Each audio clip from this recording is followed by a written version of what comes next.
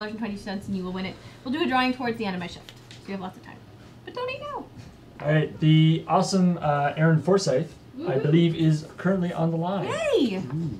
Hello. Hello. Hello. Hey, hello, Mr. Forsythe. Hello. Lovely singing. Thank you. There is a giant land behind you. Oh my God, that is Yes, enormous. that is that's Castle Singir from Homelands. Is that playable? No. Slap that down on the table and... The world's largest magic game. Yeah, my office was a meeting room here at Wizards called Castle Singir, and it has a giant Castle Singir hanging on the wall. And then I moved in here, I decided to keep it because it was so awesome. It is pretty awesome. Somehow I hope that at Wizards of the Coast all the meeting rooms are named after lands. Let's meet at Castle Singir. Yeah, we have the Ivory Tower, which isn't technically a land. Mishra's Workshop. There was one called Scrubland, but that got turned into an office, sadly. Should put the big boss in the Ivory Tower so you can say he's up there in his Ivory Tower. That's right. That's what we say in our meetings. We're sitting here in our Ivory Tower. Nice. Nice. Love it. So, would you like to introduce yourself to the people who might not know who you are? Sure. My name is Aaron Forsythe. I am the Senior Director of R&D for Magic the Gathering at Wizards of the Coast. So that means I'm in charge of all of the game designers, developers, editors, and creative folks that make Magic. All the cards, all the things you love about it. That sounds like an incredibly hard job. It is an incredibly fun job. Also sounds like that. Luckily, I have a great staff, so it's not as hard as it could be. Yeah, I have met many of your staff, and they're all fantastic people. Absolutely. So I believe we have a whole bunch of questions for you, if you don't mind answering some. Sure. We asked people to give us some questions, and we said that ask us reasonable questions that you can actually answer, not things about gate crash or whatever. Right. What's in gate crash, right? Oh! You're best taking your finger off the. Pressing. Oh, we had a slight emergency there. Looked like I almost crashed the bus, I but swear it's okay. I was pressing. Okay, we're good. Still good. We're good. All right. Same thing happened to Italy. It's all right. Thank you. All right. So people is wondering how do you feel about now that we've had a few weeks with the new Ravnica block? How do you feel about it in comparison to the original one? Great. I think this new Ravnica set, Return to Ravnica, does a much better job of highlighting the guilds individually than the first one did. The first one was certainly super fun to play, but the way the drafts and stuff played out with that block, it was mostly about mashing everything together and trying to get as much value as you could out of combining as many different guilds and as many different colors as you could, which really wasn't the creative idea behind the set. And this time, we've got everything, neatly partitioned off so that whenever you play the set, especially in Limited, you get a much better sense of how each guild operates independently. And it lets you choose a guild and stick with that and play it that way. And in general, we've just used, the 7 years worth of design and development knowledge just to make a better set. It seems like more so than maybe other sets. It seems like Return to Ravnica is that a lot of thought was put into the limited environment and how the guilds would interact with that. Yeah, definitely. We have a guy here named Eric Lauer. He's our kind of head technical developer. He did all the work on the Innistrad limited format, and so he did such a bang-up job there that he did this one as well. And he is he's a mathematical genius, and he really understands what it takes to make limited environments click. And we had a good design coming out of Ken Nagel and his team, and Eric kind of put his touches on it, and it did make a fantastic limited environment. I've heard nothing but great things from people.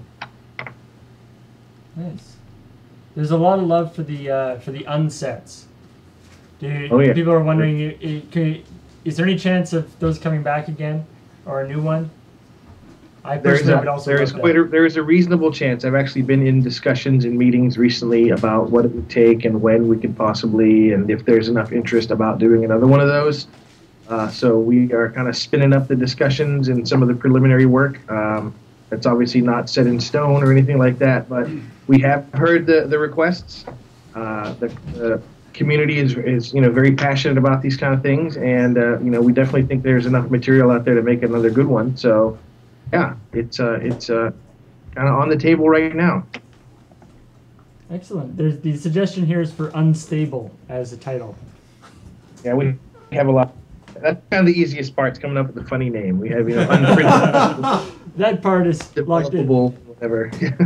Yeah, if you're looking for demand, there is quite a lot of it just in our chat. So I don't know how that works in terms of market research, but there you go. It's actually quite useful. I think like the first two, at least internally, are sometimes looked upon as like sets that didn't do all that well, and I think part of that is because we overproduce them. I mean, you can obviously make too much of anything, and if you don't sell all of it, then you feel like it didn't do all that well. But we've gotten better at kind of predicting what the size of the print run should be for various specialty products, and I'm certain we can hit it to the right amount this time, and not have that feeling that we made too much or it didn't sell or whatever. Somebody's asking, what's the most frustrating part of your job? Where do you feel unsatisfied with things progressing? Not too much. A lot of it's frustrating in that we do months and months of work on a certain set or a certain standard environment or something like that, and if you just miss one thing, you mess up on one card, it kind of throws it all out the window, and suddenly that card's all that anyone wants to play or talk about. And it's like, but wait, the 799 of the cards are perfectly balanced. And you guys keep talking about this one card. And so, our margin of error is very small for what we do to keep things balanced and interesting and fun, and it gets frustrating when, it's like, man, how did we miss that one thing that's kind of screwed it all up? Luckily, we've been pretty good about that recently. Is it, I guess it's always the question about having to work, you're working wherever 2 or 3 sets ahead of where we currently are. Yeah, more than that, actually, yeah. Is it frustrating not to be able to tell anybody about all the awesome stuff that's coming up? It is. I've gotten to the point, though, where now most of my close friends are actually working here, so I don't have too much pressure from people to be getting information from me. But yeah, I know a lot of people that just get hired here, that still have tons of friends out there playing Magic in the community. They're like, I keep getting bothered, and people keep bugging me, and I can't, bring people to work to show them where I work because there's too much confidential information here, et cetera, et cetera. But I've been here almost 11 and a half years now, so I'm past that. Somebody really likes the Archenemy format, which is I really like that one too, and they're wondering if that's going to be something that is going to be coming back. No plans right now. So we've done kind of as multiplayer formats that we've made products for. We've done Plane Chase, Archenemy, and Commander, and of those 3, Archenemy is the one that kind of didn't catch on. It was the one that was the kind of the most ambitious from our end. It wasn't a format that people had played much of or come to create on their own. Plane Chase, people had made kind of chaos Magic with put a card at the center of the table that affects the whole game. People have been playing versions of Magic like that for a while. Commander, which was EDH or Elder Dragon Highlander, was clearly a huge community success. We tried making up something new and different with Archenemy based on some other games we played. Never really caught on. No immediate plans to bring it back. I think my favorite part, personally, of Archenemy was whoever named the Archenemy schemes. I love that. That almost had an unhinged feel to it. Yeah, our creative team definitely went with the kind of like campy sci-fi movie style feel of like evil villain, announcing his plans to the guy he's captured or whatever. So they all have that very kind of campy, corny movie feel to them, which I think was a big part of why it was so fun. Yeah, I felt it was always important when you turn over the scheme to be like, dance, my puppets, or whatever. Yeah, we actually had that as a rule in internal playtesting. People would turn it over and just read what it did. And he's like, no, you have to say the name. You're not allowed to proceed until you announce what's going on here. Somebody's asking, do you ever, if you could go back, is there something that you would want to change with the way how Magic works? and a fun, maybe even from before you were at Wizard of the Coasts. But something fundamental, I guess. Is there anything that you bump up against all the time? There is. Now we've had some of these conversations. I'm trying to remember what they are. A lot of times we say, yeah, that would be great if we were starting over. I think one of them that we've come up with recently that we keep wishing we could do is trying to make cards that are more flavorful or make more sense to people that aren't necessarily playing the game. Creature type does a great job of that. So something like all of your goblins get +1/+1 as a goblin king makes a lot of sense to people. We wish we had better ways to differentiate other kinds of cards besides creatures. Like, for instance, if something said all of your lightning spells cost 1 less to play, and there might be something like Lightning Bolt would be an instant dash lightning, and you could build a deck that keyed off all the different lightning spells and then that'd be cool, yeah. Work it together that way, but it's too late to do that now. We'd have to go back and either add in words like that onto all the existing cards, which then people wouldn't know what they are unless they were looking them all up as they played them, or just abandon using all the old cards again and make a new version of Lightning Bolt, which would be unsatisfying for a whole different reason.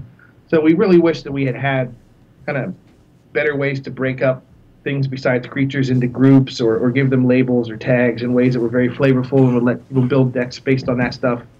But there's just no way to do it now.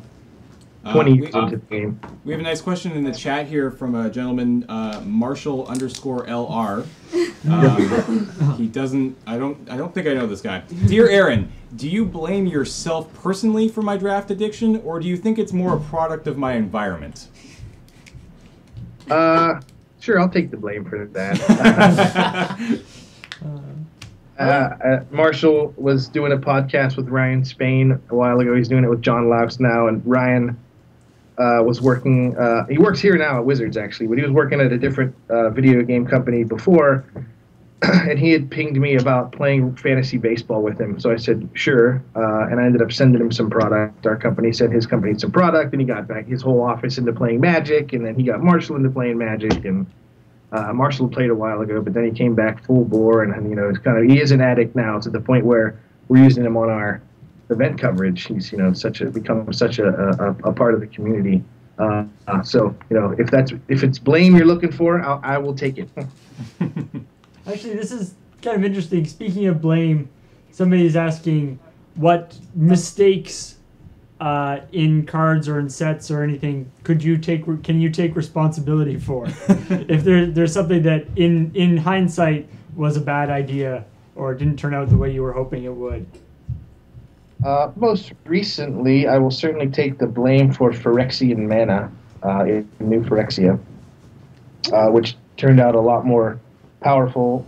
In retrospect, it's probably obvious that it was going to be super powerful, but we were kind of crunched on time, and we wanted a kind of evil-feeling mechanic that played into the Phyrexians having taken over Mirrodin, so we came up with this idea of paying life instead of mana to cast your spells, and that just leads to all sorts of problems. And the Delver deck that was really powerful at the end of last Standard season kind of was a direct descendant of being able to cast all these spells for no mana. Now, some of the cards worked out really well. I like the way Birthing Pod worked out. I like the way Phyrexian Metamorph worked out. But a lot of the one-mana instants or cheap spells, Mental Misstep being probably the hugest defender, it made for not very unfun games of Magic. And this happens a lot of the time. Like I said, unlike video games, we don't get to patch or correct things once they're out. We're kind of stuck with what we put on the cards.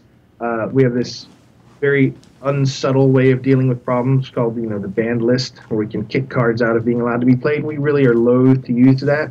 So we're stuck with our mistakes, so that we try very hard not to make them. But every so often, something goes awry. All right.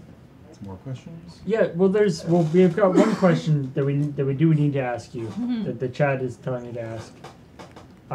So throughout the run of Desert Bus, we've been going here for a couple days now. Whenever we talk to people, we've been trying to get what we're calling $6 secrets, which are somebody has offered to pay us $6 for every secret that we can collect from people. And this doesn't have to be a deep, dangerous secret, but something that people might not know about you or about magic or wizards or anything that you do that we could put down here as a secret. Man, this is like one of those, if I roll a 1, I get fired moments. Let me think about that. I like to imagine the Wizards of the Coast executives calling you in and just taking a D20 and rolling it. Saying like, oh, looks like you got away okay today. You're allowed to go. Right. Here's one that I maybe people don't know too much, is that at various points in the time that I've worked here, there have been discussions about making a Dungeons and Dragons themed Magic expansion. It's gotten, to various points of discussion and completion before it ends up ultimately not happening. There's a strong desire to keep both brands' identities separate. As we know, we're hoping that if we get a movie or a TV show, or if they get a movie or TV show, we don't want to have this muddled IP. But we keep hearing talk about it from people as something that they might want to see. We have never actually come forth and discussed it publicly, but who knows? It is certainly on the table. As we'll see what the fan reaction to this little tidbit is, and see where that takes us. Good, by the looks of our chat. Oh yeah, I'll have to check it out after. All right. What else we got here? Actually, I have a question for you, Aaron. Sure. When I was up there for the Community Cup this year, you and Worth and Ryan did an awesome Q&A with the community members, mainly about MitGo. And one question I didn't actually get around to asking, mainly because I didn't think about it till the other day, is has MitGo ever thought about doing a subscription-based type of play? And if you don't know what I mean by that, something like along the lines of, I give you guys $10 a month, and it gives me unlimited access to, let's say, every card in Standard, and I can play with other people who have that subscription model as well. So I'm not out there playing against people who have their own personal collection. I don't actually own these cards. I'm essentially just almost kind of renting them for you. And as Standard rotates, so do my cards. I can't trade them, I can't sell them, I can't do anything with them other than make decks and play against other people who are paying for that subscription service. We have talked about stuff like that. Another type of subscription model we've mentioned is just if you pay X dollars a month, that we would let you do some number of drafts, just like once a week, sign up and do a draft. It'll be a ways off. It'd be disruptive enough to the business model that we would have to do a whole ton of analysis to see how that would actually work with the way the game is monetized right now on Magic Online. It could easily go very, very bad for us in the short term, or it could be great and bring in a whole bunch of fringe players that normally wouldn't want to spend the money to play on Magic Online. Yeah. But we've got bigger fish to fry right now with absolutely. Magic Online, and it's something that we will get to, figuring out different business models that we can implement. We've heard suggestions like yours before, so I'm sure someone on the business team has written those all down. So yes, there have been some discussions internally, but no, it is not something we're looking at in the short term. Yeah, cool. Thank you. Someone was asking, what sort of factors affect the reprintability of cards? This person is asking specifically because they want to play Lightning Bolt again. The reprintability? Yeah. How do you choose when you're making, I guess, the core sets? Sure. What to keep, and it's usually about half and half, eh? Like that you keep and then you new stuff. Yeah, it's about half and half, and there's some old stuff like Giant Growth and Pacifism and things like that we're okay printing in perpetuity. And there's some stuff like Lightning Bolt, or Mana Leak, or Goblin Grenade, or Rancor that we want to kind of bring back just to shake things up and give a little splash value and draw some attention. I'm sure Lightning Bolt will be back. It's not something we want around all the time because it does make it really, really hard to make other playable direct damage spells in Standard, and it puts a huge burden on creatures to be a lot bigger than 3 toughness. So it's one of those things that we want to have sometimes and not all the time. Our development team has some idea between 5 and 7 years is a good time to take off between bringing back super powerful effects like that. So Lightning Bolt will be back for sure. So I was asking, is there a mechanic that you wish had been able to print but has not yet been included in expansion? I guess if you're saving in your back pocket for a future one, maybe you can't talk about it. But is there any mechanic that you were really going for that didn't make it? Broadly, in general, if there is stuff that didn't quite make it, we don't talk about it publicly now because there is a great chance that we will figure out a way to fix it and put it into something later, and we don't want to have it not seem cool because you already read about it on a message board somewhere. But one I know that didn't make it and probably never will, whenever I was lead designing Lorwyn, I was trying to go for like kind of a pastoral, less combat related feel to the set because it was kind of based on this, happy-go-lucky light fairy tale world. I had a mechanic called Treasure. Basically, you could hide cards underneath your lands. Like sometimes you could hide 3 cards underneath a land, or different lands would have different amounts of treasure under them. And then you could have creatures that could explore, and you could send little parties of creatures off to dig through the lands to find cards you wanted. It kind of evolved into the hideaway mechanic that's seen on cards like Windbrisk Heights was the last remnants of that. But it got to the point where the whole game was about nothing except sending your creatures to get more and more cards. And it was so anti-combat that it felt like a whole different game than Magic. It was just this giant resource building up mechanic. It was flavorful, but really not what the game was supposed to be about. Yeah, that sounds like that could be quite a fun game, but it doesn't sound like Magic. Right. Yeah. Actually, there was an interesting question that just came up in the chat. If you have time for one more, yeah. Was that, 10 more minutes. Magic sets tend to be very combative and dark. Have you ever considered doing another light? Well, I mean, Lorwyn had some kind of feel, but like another kind of light-hearted set like that. Well, Lorwyn, was not one of our high points as far as people playing the game, buying cards, and all those other metrics that we would use to say whether or not something worked. I don't know how much of it was the look, feel, and how much of it was other factors. It was a pretty complicated set all told. But we are not looking to do anything quite so cartoony. You still hearing me? Because suddenly I'm getting a pop on my mic. Can still hear you. Loud and clear.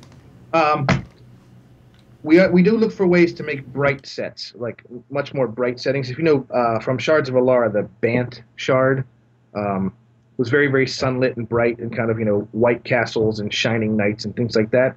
I think that is, as far as we are, absolutely willing to go comfortably towards, sunny and bright. We may find a way to stretch that a little more if we put our minds to it. But in general, the kind of goofy, cartoony is not something we're looking to do again. Yeah, I mean, Innistrad was great, but it was kind of a downer, No, that's the true. First part. That's true. Between New Phyrexia into Innistrad, that was a lot of darkness. Avacyn Restored did a decent job of lightening things up a little bit. Ravnica is, it's colorful, but it's all urban. So it doesn't have much of a pastoral, bright, natural feel to it. But I promise you that the next block has a whole different tone than Ravnica or Innistrad, and it is a lot more colorful and bright. Cool. Well, we have this pretty amazing uncut foil sheet of uncommon Magic cards from Return to Ravnica that we're going to be auctioning off. So we should probably let you go. Okay. So we can get to that. They're sweet. I have one hanging above my fireplace. So would you like to stay on the line for the auction, Aaron? Oh, sure. Okay. All right. So can we pull that out? Just pulling it out. Maybe ask a couple more questions. We're a little early for the auction. Oh, is it? Okay. It's supposed to be 2:30, so just maybe a couple more. All right, a couple more questions here then. Somebody is actually wondering about how power creep has influenced Magic over time. Like, do you think it's do you think that's a real thing, or is that just people's? No, it's perception? absolutely a real thing. I mean, in that we have to fight against it. The best way we combat it is through rotating formats like standard or limited, where you don't get to use all of the cards at once. But still, there is still a huge pressure in that we've been around for 20 years. We've made, tens of thousands of cards, and there are a lot of people out there that have been playing for such a long time, and they own so many of them that when they say, "I own 10,000 cards, impress me," with the 10,001st card. Power is kind of the easy way to do that. It is also the most dangerous way to do that. So we try to make things either different or attack on different axes or make you play in a way you hadn't played before. But in other ways, there is power creep in that we think there are certain parts of the game that haven't been explored or haven't been pushed to the level where they can be competitive. The 6-mana creatures being one that may have people think about more recently as something that we've really pushed the power on, culminating with the Titans in M11 and M12. I mean, 6-mana creatures for the first 17 years of Magic weren't really anything you would look for in a constructed, powerful deck. But we got them there with these creatures. And, we pulled back to where the 6-mana creatures we're printing right now aren't that powerful. We'll pick something else where we want to make it really powerful. Now, ultimately, every new card you make makes Magic as a whole more powerful than it was before that existed.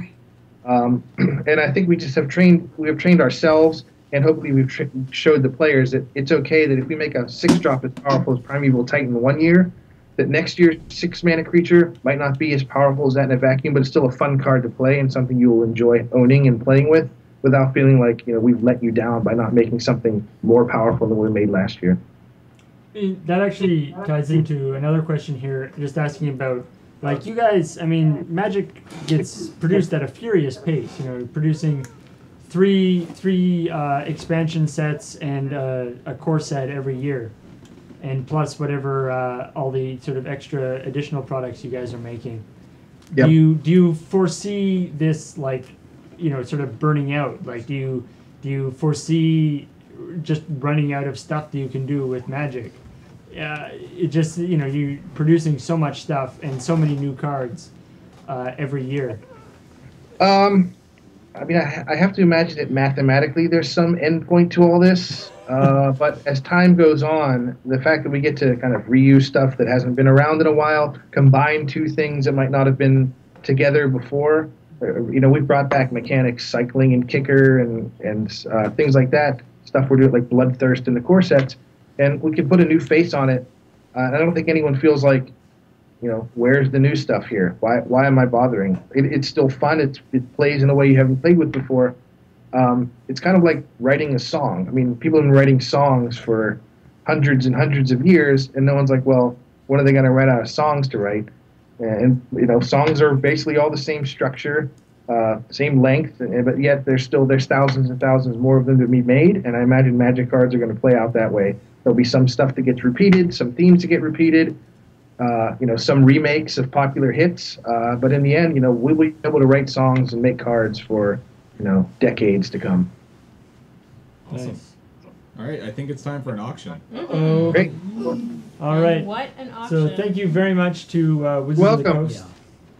To you personally, Aaron, for donating this amazing uncut foil sheet It is of super shiny. uncommons from Return to Ravnica.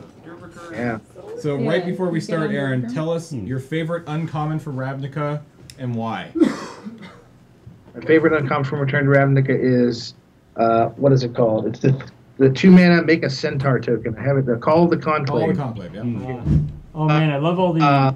Such a strange card in a vacuum. If you've seen the card Watchwolf from the first Ravnica, which is just a 2-mana 3/3 creature, and this is a spell that makes a single token. And your question might be, well, why isn't that just a creature instead of a sorcery that makes a token? And it's because of the populate mechanic, which is the backbone of Selesnya Guild in this set, and it's just a fantastic card for them.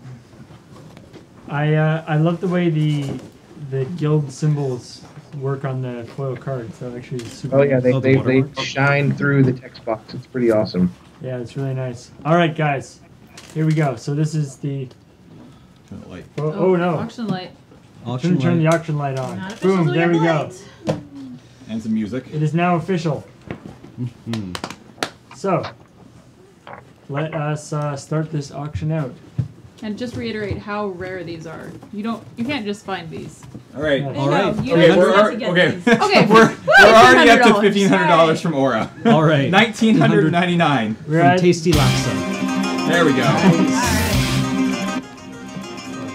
all right. Tasty Laska. Oh, $2,500 from Admiral Wow. Nemo. I want That to is cast a amazing. spell, he says. You can cast mini spells all at the same time. Just be like, Just big I tap. Play, like, I played this. $2,750 from Kiora. 2,750. Already No, at no, enough no, of that. 2805 from Lord Haas. How many bumps are in that? We can include a few bump in the nights if you want. I'll duct tape him right to it. Yeah. Right for you, Lord Haas. In all these $3,000. We got spaces we can fill Yeah, we up can here. fill this Yeah. all with bumps if you want. Holy smokes, we're at $3,000. We'll get right on here with a Sharpie and draw them in for you. All right, $3,000 from FMBC. $3,500. Oh, Wow. $3,500. Die. Die. Rating die. Yes. Yep. Penned a couple madness already. That I learned all sorts of new words. Penned a couple. Yeah. And Yeah. cut. 3,700. War Garden Madness. Where's the Mountain Dew. I don't think that's a In real the one. fridge. Duh. Wow. Oh, this escalated. Impressive numbers here. Yeah, this escalated quickly. Yikes. Is this the part where I don't mention that I ate Cheetos just beforehand? $3,800. I couldn't even call Kiora's. No.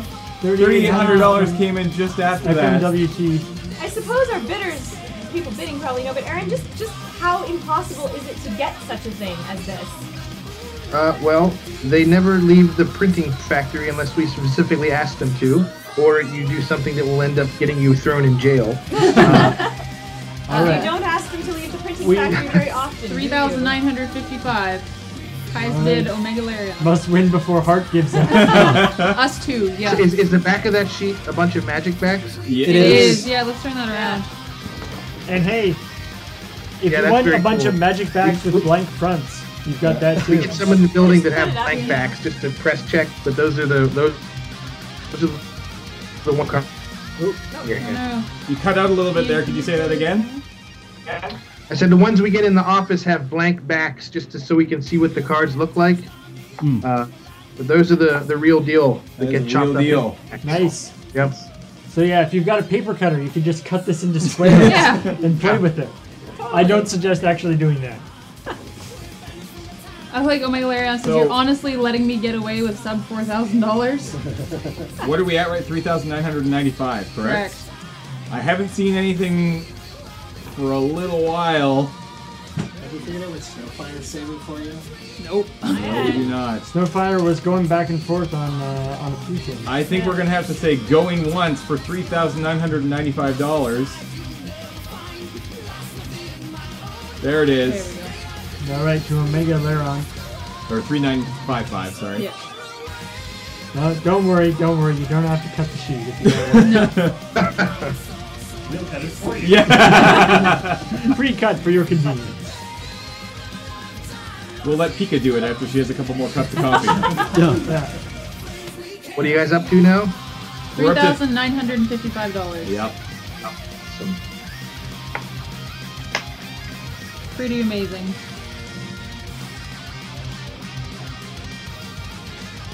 Okay, I don't know. I don't see anybody here. I think we're gonna have to say going twice. Have we mentioned Admiral how Mimo says he's ludicrously out. gorgeous some of these are? Yeah. Oh, there it is. Oh, he spaced himself. Wait, Omega Larian, wait. you are If I'm amazing. at going twice and then he space spins himself, do I have to start over I again? think we do. I think we have to go once Yeah, again. he's making us work for it. All right. All right. Well, then immediately I'm calling going once. All right. Admiral Mimo says he's out. Admiral Milo is out. I don't think anybody else is in this thing. It crested the $4,000 mark, which is just absolutely amazing. Yeah. That's Fantastic. amazing. Do you want to do another close-up of this? And Yeah. just, like, see how amazing. Look how shiny this thing is. Yeah. So shiny. You get driver cam too? It's blinding. So shiny. Yeah. Like Look at the sheen. like some of these cards are just unthinkably gorgeous. Like Static Master. There it is. Yeah. She looks amazing. I like that it's uncommons and land. Yeah. Yeah. So shiny. It's like a rainbow of magic, you guys. All right, guys, I'm gonna say Magical rainbow of magic. going twice for $4,050.